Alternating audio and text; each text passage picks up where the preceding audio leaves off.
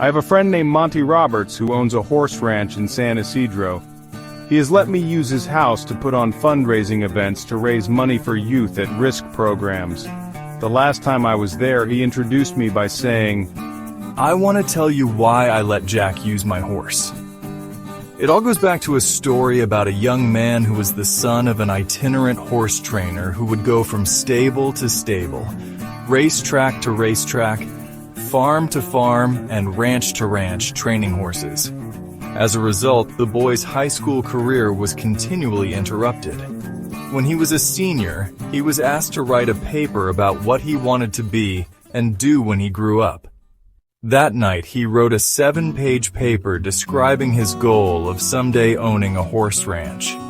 He wrote about his dream in great detail, and he even drew a diagram of a 200-acre ranch, showing the location of all the buildings, the stables, and the track.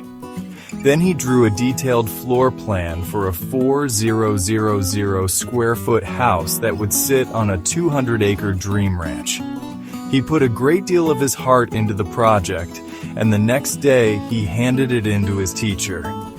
2 days later, he received his paper back.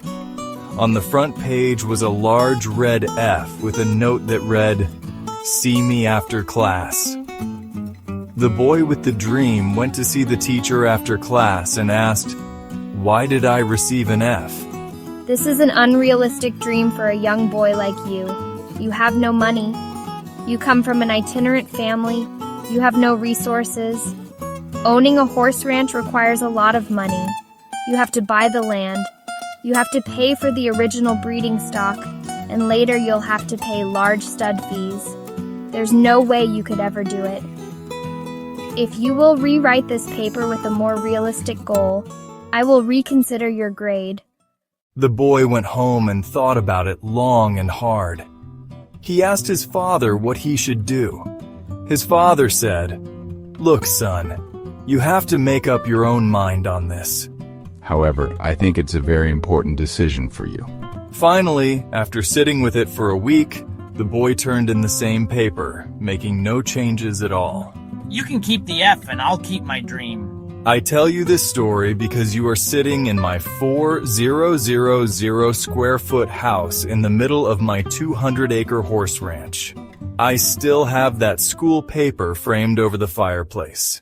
The best part of the story is that 2 summers ago, that same school teacher brought 30 kids to camp out on my ranch for a week. Look, Monty, I can tell you this now. When I was your teacher, I was something of a dream stealer. During those years, I stole a lot of kids' dreams. Fortunately, you had enough gumption not to give up on yours. Don't let anyone steal your dreams. Follow your heart, no matter what.